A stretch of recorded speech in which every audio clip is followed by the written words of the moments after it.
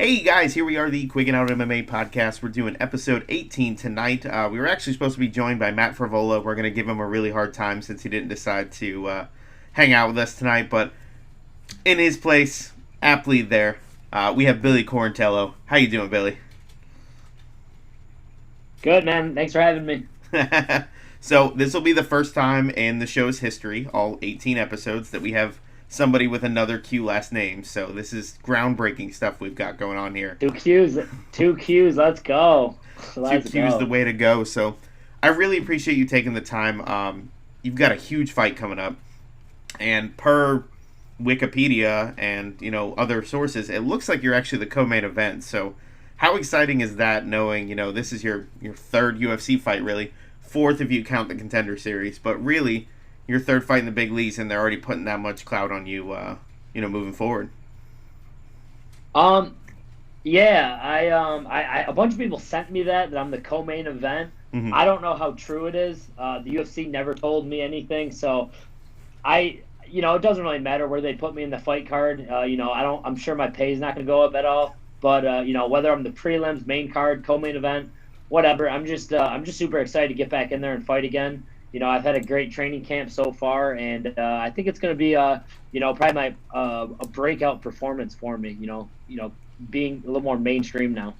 Well, yeah, and absolutely, and I know we'll kind of talk about this a little bit more. We were going to talk about it with Matt, obviously, but he had his fight a couple months ago that actually got pulled due to that that positive test. So we were going to let him give you some crap about that, but I feel like the UFC's really ramped up testing. They've really ramped up, precautions. So have you seen a lot more of that, in the fights that you've had so far? And, do you feel like you guys really are, safer than you were right when this started?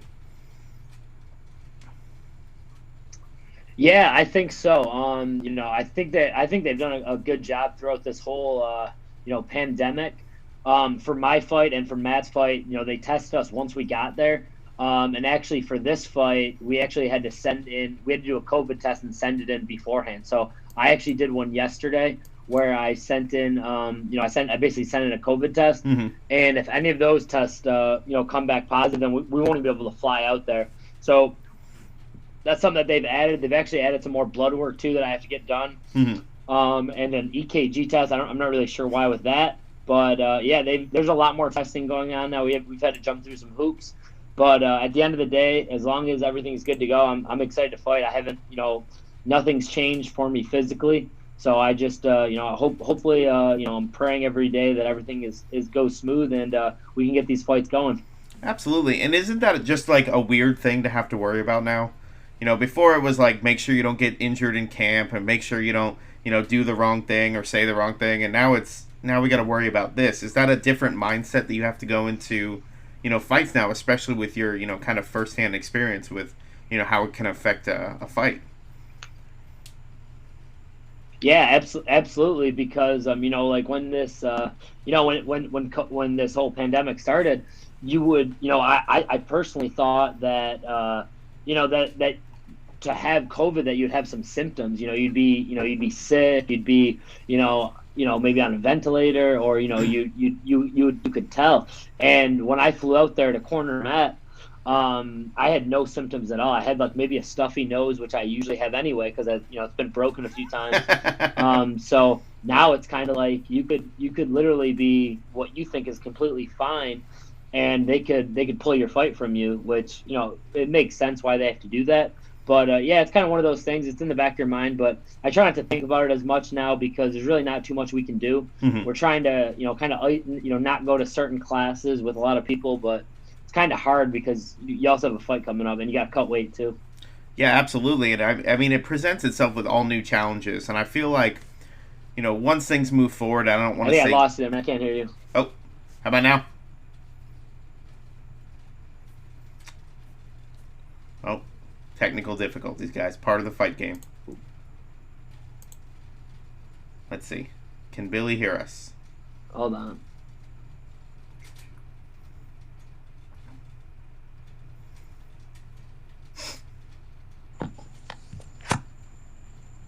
Oh. Yo. Can you hear me now? Can you hear me now?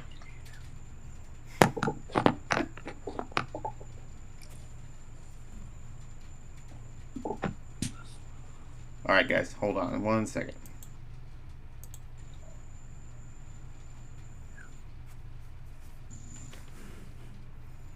Can you hear me? Yo, can you hear me? Yeah. Can you hear me? I can't hear you. It's crazy. That's a first. Let's see what's going on here.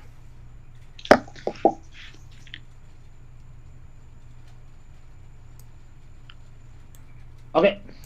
All right, guys, thanks for joining us through that little technical difficulty. It's not the 2020 unless something goes wrong. So That's right. That's right. I really like what you said, and like I said, I don't want things to go back. Things will never go back to normal. I think we've pretty much said that, but I feel like now fighters are going to change kind of, a lot of the hygiene things, a lot of awareness, and like you said, you're having to pick and choose which classes to go to, but yet still be able to train for a fight. So do you feel like coming on the back end of this that a lot more fighters are going to be kind of in a better mindset and kind of a completely different way of approaching the fight game?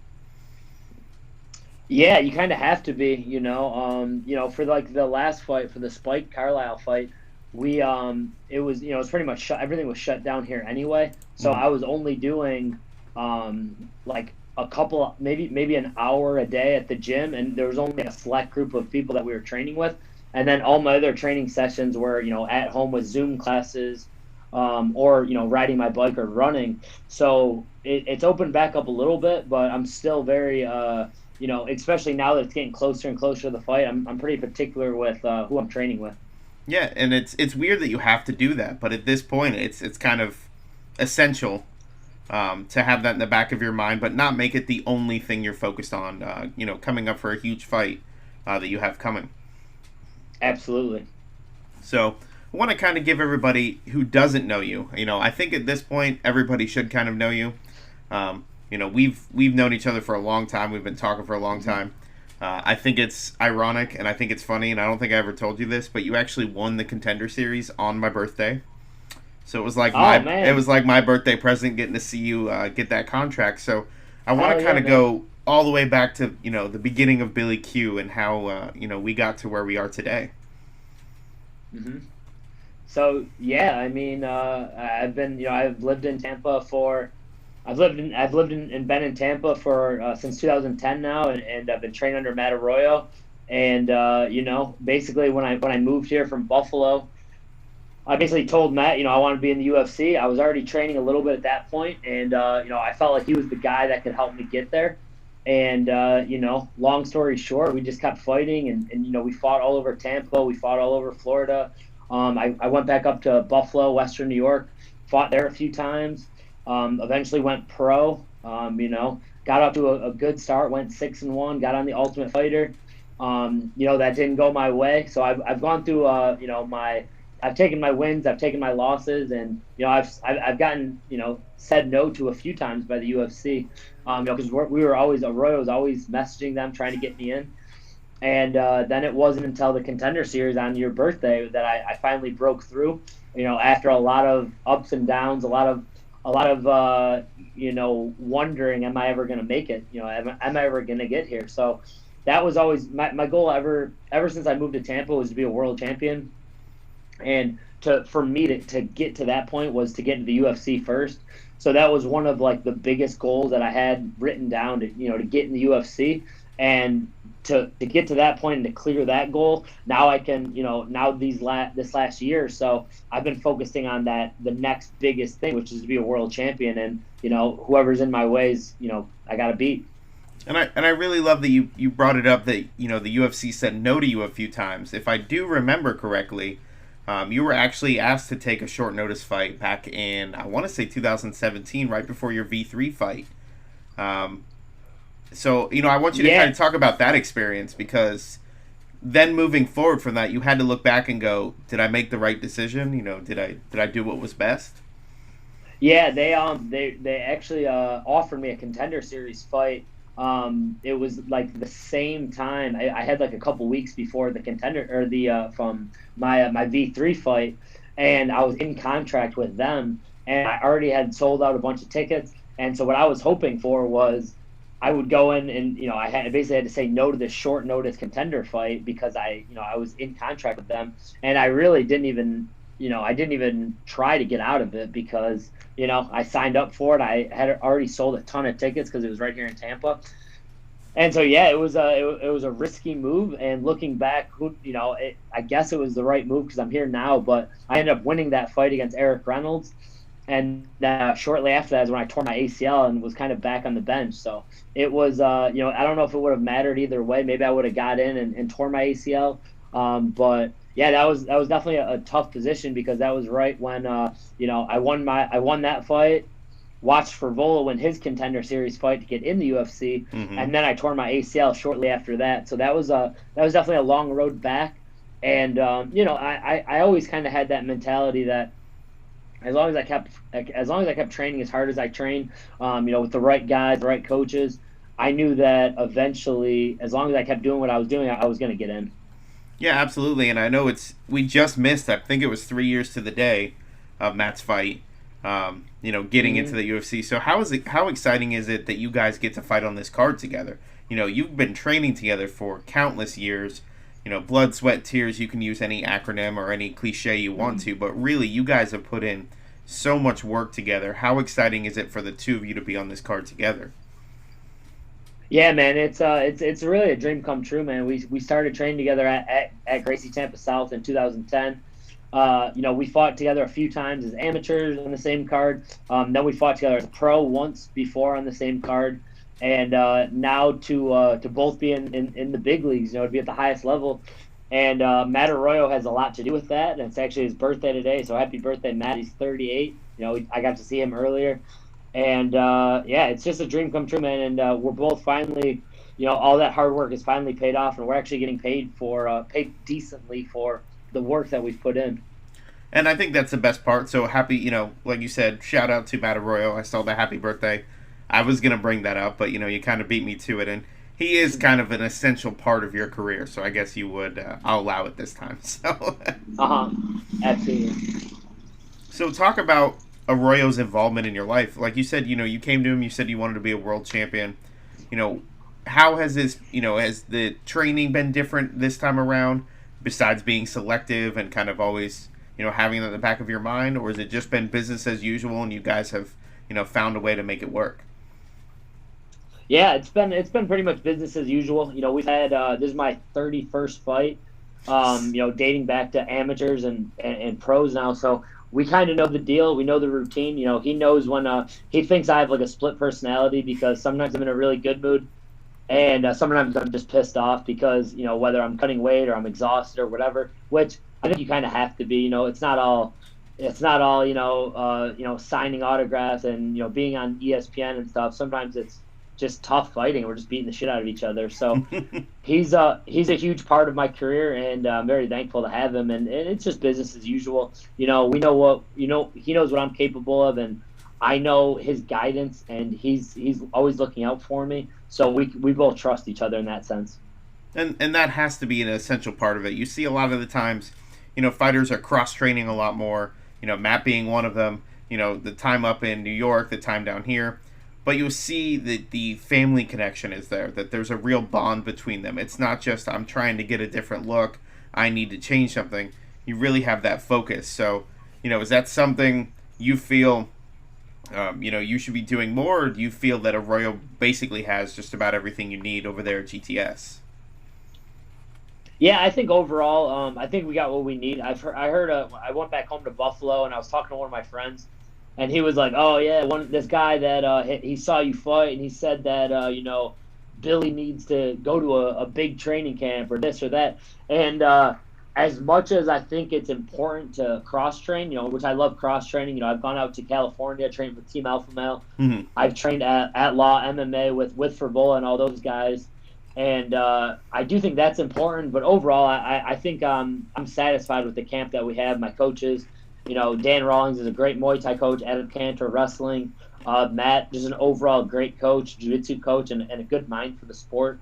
I'm happy with what I got right here. And it wasn't any disrespect to Arroyo. It's just you see so many people doing it. And I've been able, again, had the pleasure of meeting Arroyo being around that group of people. And I just remember sitting with him, Rob Kahn, and Hoist Gracie, and they're making fun of Hoist, and I was like, you guys can't do that. And they're like, no, it's fine, it's fine, it's fine.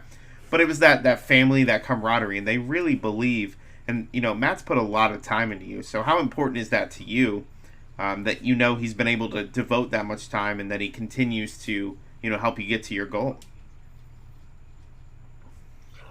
Yeah. I mean, it's him putting the time in, and it's me showing up.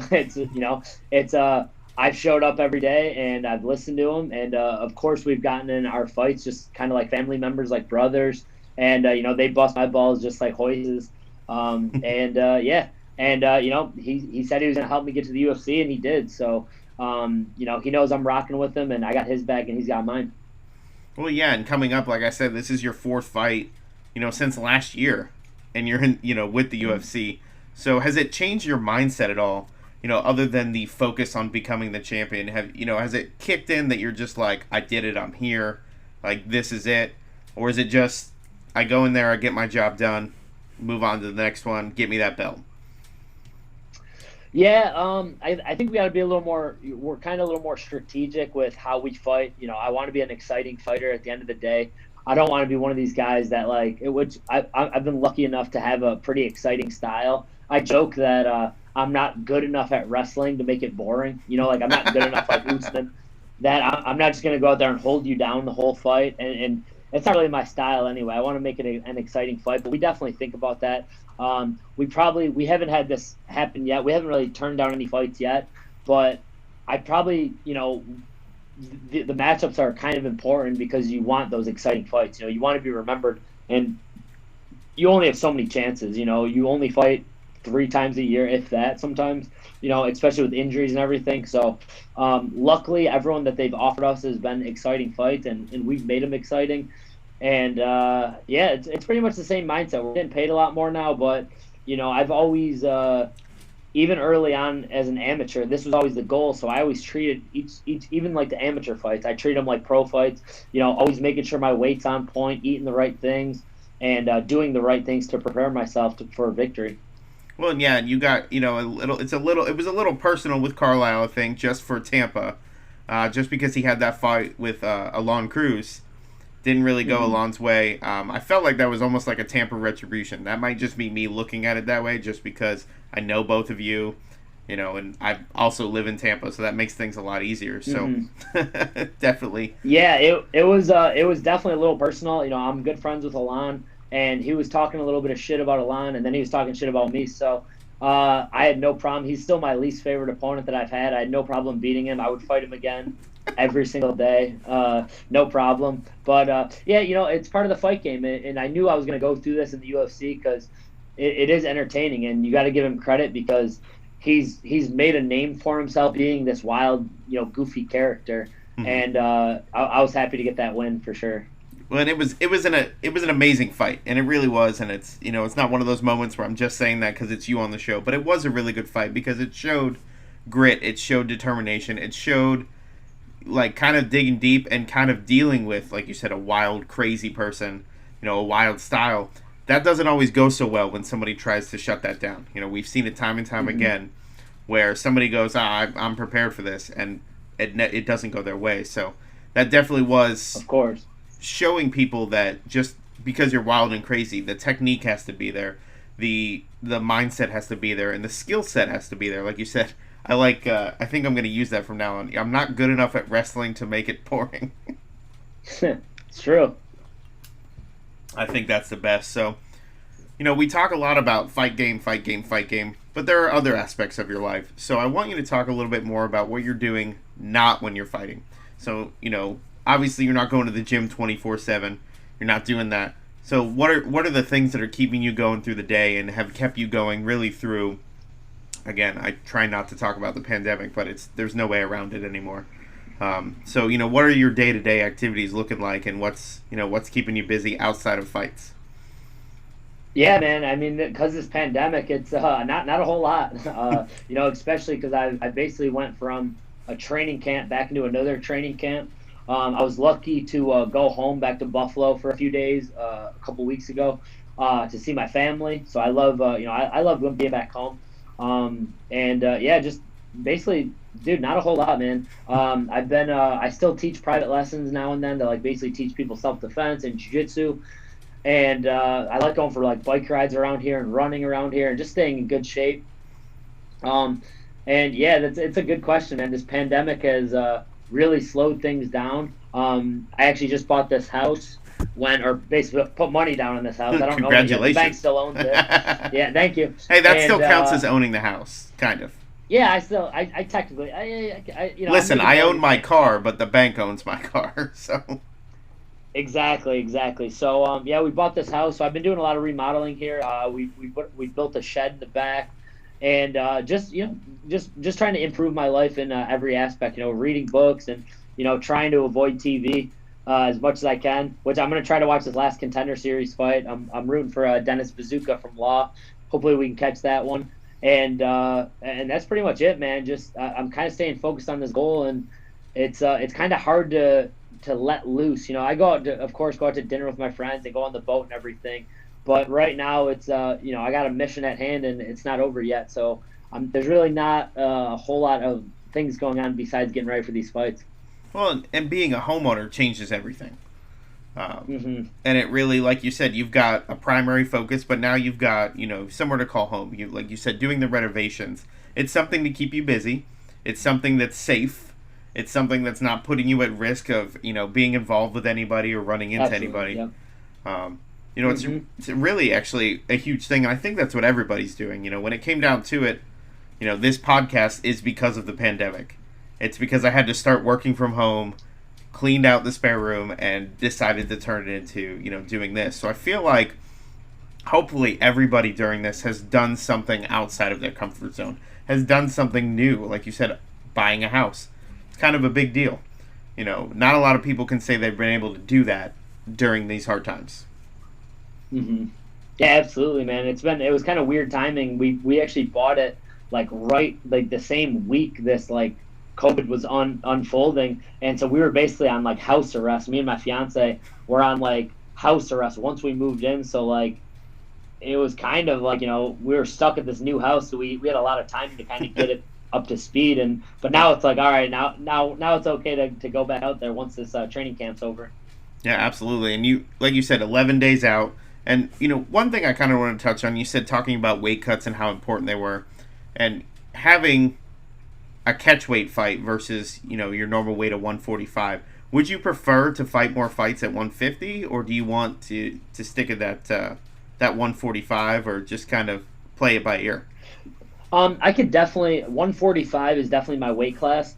For that fight, I didn't really have a regular training camp, so I didn't really put on the right amount of size. I didn't gain 5 pounds of muscle during that training camp. So I was really just a 45er that didn't cut those last few pounds.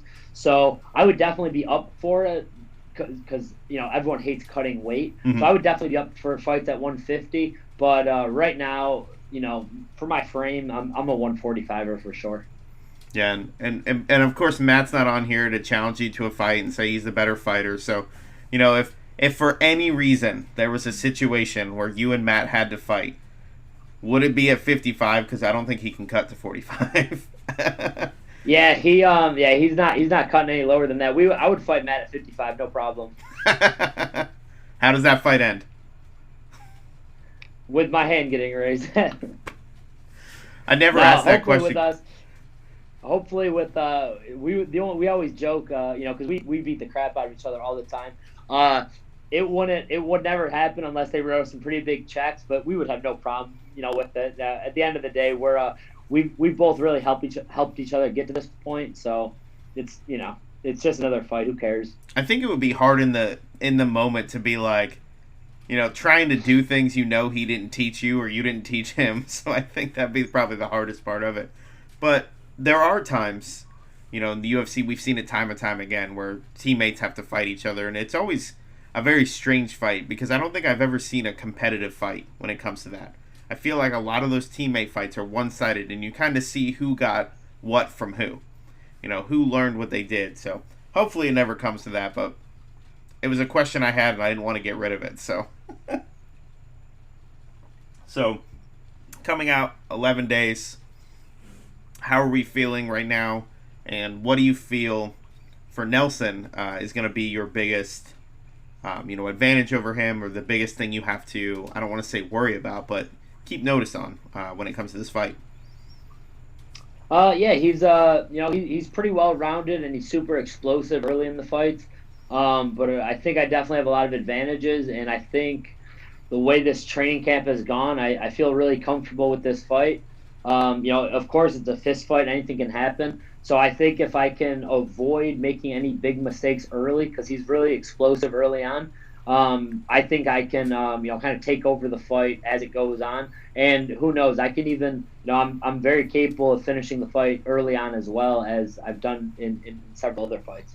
Yeah, and I mean, like you said, you brought it up after getting to talk to DC and saying, correcting him on the name, which was a bold move. I really did love that, by the way. Yeah, me and DC are boys. He knows I'm just messing with him, and he doesn't get it wrong. Just other people are getting it wrong, so it's all good. Well, and there's one thing, and I'm just going to say it because it comes up, but the guillotine. Frank Mir has always called it a guillotine, and it drove me insane. But it was one of those things where just sometimes, if people don't know or people have a way of saying it, that's going to be the way to do it. So I'm going to shift gears on there and talk about DC as a person, because everybody gets to see DC as the fighter, DC as the commentator, but have you been able to kind of build a relationship with him, or is it just kind of a professional, you guys, him calling the fights and things like that? Yeah, he's commentated my last two fights, and I got a chance to sit down with him both times. Before the fight, we actually meet with the commentators just so they can kind of pick our brains a little bit. So really? I've gotten a chance to have, two 20-minute conversations with him, 20 minutes plus, where we were just kind of shooting the shit a little bit. And he's a good guy. We're not like, good friends, but he knows me, and I get excited when I see guys like that, because that's the type of thing I'm trying to accomplish in my life. And I think that's a cool point that you just brought up, because I've been interviewing guys for a decade, and no one's ever told me the commentators and the fighters have conversations. So what are those conversations like? So fight week, they call us down, I think usually on Wednesday or Thursday, and we basically just sit in a room, and the first fight, I think it was me, Paul Felder, John Anik, and DC, and we basically just sit down and talk to them. And then this last fight, it was Brandon Fitzgerald, DC, Bisbing, and then there was a couple other reporters there. And you basically just sit in a room and they ask you questions, and you kind of bullshit a little bit, and they kind of learn about you, and they ask you how you think the fight's gonna go, what do you know about your opponent, yada yada yada, and a lot of times they use that in the commentary. And that's fascinating, because I never put that together that could actually be a possibility. So, that first time you had to do that, was that a strange experience for you to just sit in the room and be like, okay, what are you asking? I just want to fight, in a couple of days. No, not really. It's just like any other interview. It's just, they're kind of. I actually like them a lot more because, I got so much respect for these guys like Paul Felder and DC and Bisbing and John Anik and Brendan and Laura Senko and all them. So it's, just a fun interview. I never mind doing it. Was there any weird question or something that you were like, whoa, why are you asking that? Yeah, I'm putting you on the spot. No. I don't. It's not really weird. It's just like conversations, and we're all fighters. Most of the people in there are fighters, or like John Anik is, a pro's pro. So it's never really weird. They just kind of ask us how we think it's gonna go, and that's that. It's just that just blew my mind, and there's not a lot of things about the fight game anymore, because watching it for so long, there's always things that excite you, and I feel like, you, Frevola, everybody on this Contender Series, Dana is signing people left and right this year.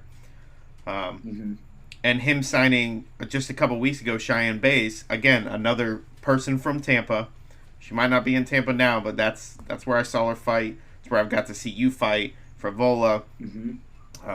There's so many of you guys coming out, so how do you feel about this new kind of influx of talent? And how, eventually it's going to push the veterans out, they're gonna go their way, and then it's gonna kind of make room for you guys to come up. Yeah, and super happy for Cheyenne. She looked great in that fight. And yeah, I'm not really thinking about it too much because I'm looking up. I'm looking at the top guys in the division. I've already been in for a year. I'm 2-0. So, you know, more power to them. I know as long as I just keep winning and keep putting on exciting fights that I'm gonna try to avoid that chopping block and fight for world championships and fight on pay-per-views and stuff. So that's kind of what I'm looking at. I'm happy for all the young guys that they're signing. I know how hungry they are, and it just motivates me to keep working hard and keep winning fights. Yeah, absolutely. And I feel the Contender Series is a real proving ground. I think, you've been on both. You've done Ultimate Fighter, you did Contender Series. For you, if you had to pick one of the two to go through over again, knowing what you know now, would you tell people go through the Ultimate Fighter, or would you tell them try to get to the Contender Series, and just make your mark? Yeah, definitely the Contender Series, man. The Ultimate Fighter is good, and it was a good learning lesson. And every single day, I got to hang out with Uriah Faber and all the guys at Team Alpha Male. But it wasn't really. It was long and drawn out. And since even when I got eliminated, I was still there for another like 2 weeks. And it's just a long, drawn out process. Where the Contender Series is like 1 week, you're there, boom, you fight once, you're either in or out, and I like that. It's a lot cleaner, and you don't have to spend so much time, living with a bunch of dudes. I mean, I guess that's a good way to look at it. And I knew the answer. Nobody's going to say they want to go through 8 weeks of doing that and have to fight. Especially with Definitely harder. Yeah, especially with the constant weight cuts. I can't imagine that was easy. Especially being away from training partners and coaches, everything else. So definitely. Yeah, not easy. So hopefully, by the end of the year, if we have another fight, we have some crowds. So are you looking, I know you said you wanted to fight in front of a big crowd, and you've been doing these, fighting in front of little to no crowd at this point. Is it a different kind of energy that's in that arena, or have you just gotten used to it now that you've done it a couple times? Yeah, I'm used to the small crowds fighting at the Apex. I can't wait to fight in front of I basically been training all this time to get into the UFC to fight in front of that 15,000, 20,000 person crowd. I got the chance to fight at least once in front of DC, or in front of in the Washington DC crowd, which was that was a dream come true, and I'll always cherish that. But I can't wait to fight back in front of a crowd. I didn't think it was going to take that long. After my last fight, I said I want to fight in front of a crowd, but I didn't think it would take this long. So of course I'm going to fight again. Yeah, absolutely, and it's strange that this is the conversations we're having. A year ago, you and I, this would not be even a conversation.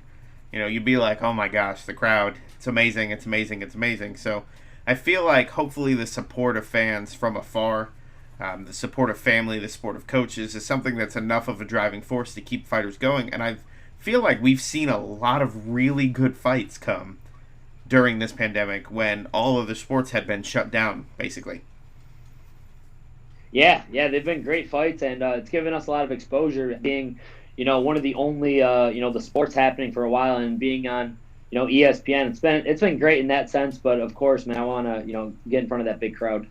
Oh, absolutely, everybody does. So, now everything's kind of trickling back in. But I feel like MMA is not a seasonal sport. It's not football. It's not hockey. We have the NHL, the Stanley Cup playoffs going on.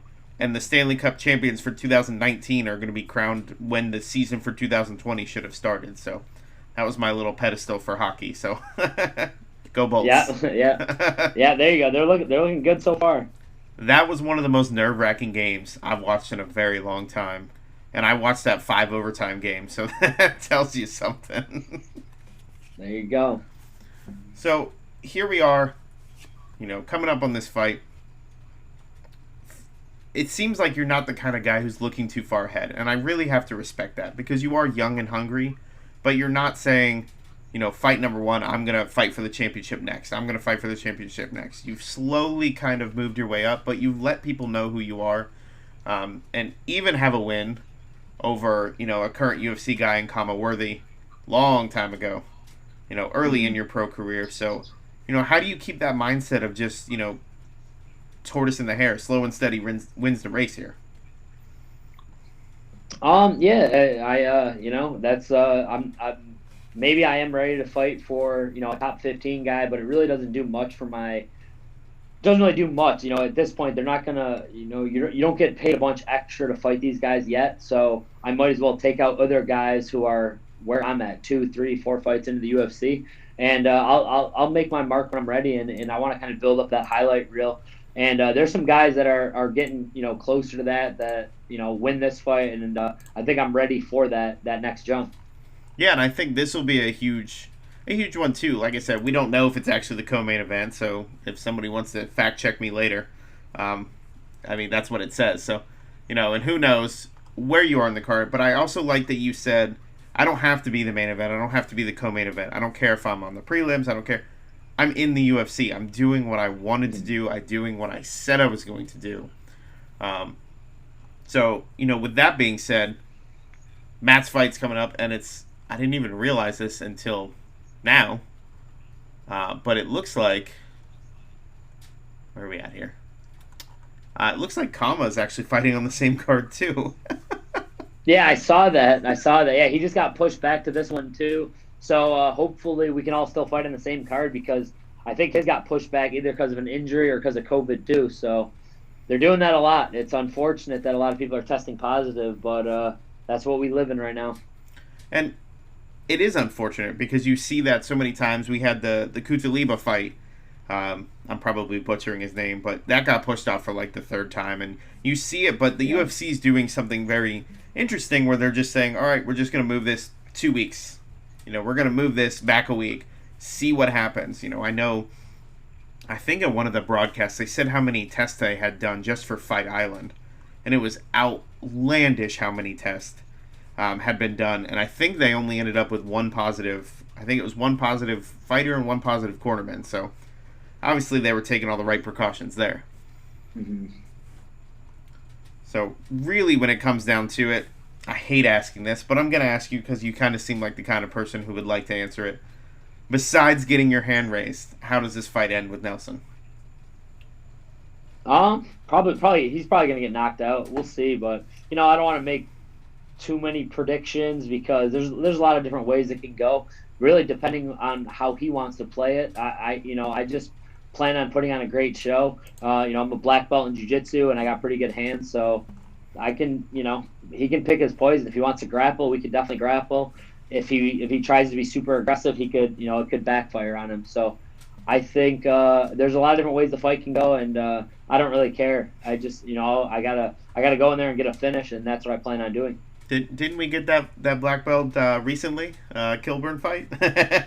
Yeah, I got it. Yeah, I got in the Kilburn fight. I've been grappling since 2009. So it's I've put in the work on the mats, and I put in the work before I got signed to the UFC. So now whoever they give me, I feel like I'm ready for.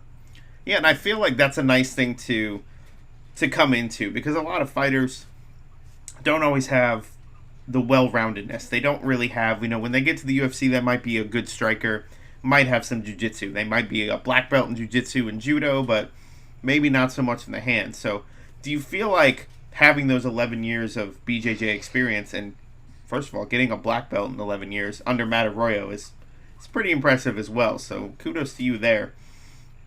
Do you feel like that's important and has been a definite benefit to your particular style in your career at this point, having that much of the experience with the jiu-jitsu?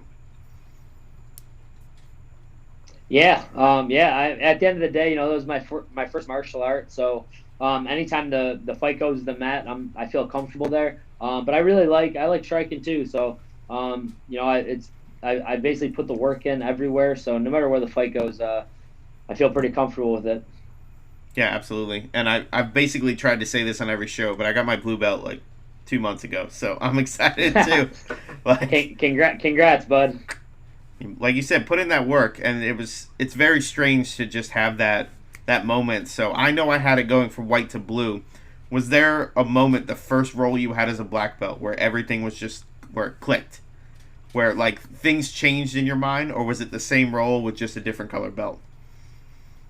No, yeah, I felt the same. I just felt that that I don't really think the belt color matters as much. It's just kind of a reminder that you've done enough to for other people to say that that's your worth. But I still get submitted all the time. I submit people all the time. I get choked all the time, just like everyone else. It really doesn't really make a difference. You still gotta continue to. I keep learning. I'm still learning new stuff every day and every month. So it's cool to be a black belt and to say you're a black belt, but it doesn't mean anything. You can still take 2 months off and get your ass kicked. So it is what it is. And the way I look at it is a black belt can always forget something a white belt just learned. Absolutely. And you see that so many times. And again, you're way too humble for this interview. You're just like, yeah, black belt, whatever. UFC, okay, yeah. But that's the kind of person you are. And you're the same person in person as you are in the cage, as you are right now. And I can attest to that. And I really love that kind of style. We have too many fighters who are too keen on, being that ridiculous person or complaining about how a fight went or this or that. And I feel like no matter what happens, you're the kind of person who's going to keep their head out. You won't make excuses. And I think that's part of the training that you have, but I also think that's part of your mindset and the personality that you carry on a day-to-day basis. Yeah, thanks, man. I appreciate it. I know that was a lot. I try to be humble. You know how it is being, blue belt. That, we've all gotten our ass kicked before, and I'm no better than anyone else, out there. So it's pretty easy for me to be humble. And I think that's the most important part right there is that what you just said. Anybody can beat anybody on any given day, whether it's a fight, whether it's jiu-jitsu. Take the belts off and let two people roll not knowing what belt they are. They're going to roll differently because they're not going to have that pre-existing, it's kind of like if you fought somebody who had beat you before, if that's all you're thinking about, you're not going to be able to perform the best way you were. You losing 8 years ago was not the same person who's winning tomorrow, For sure, man. So I really love that. So take the moment. I know with the UFC, we've got Reebok on its way out, which I'm excited about. No offense if Reebok's listening. I'm sure they are. And Venom coming through next year. So talk about the sponsors that you do have, the people that are getting you through your day-to-day, and then talk about, what it's like to, really, you're fighting, you're getting paid, like you said, decent amount, and not having to really worry about, a job through the pandemic at this point. My sponsors are great. I got a bunch of guys here in Tampa.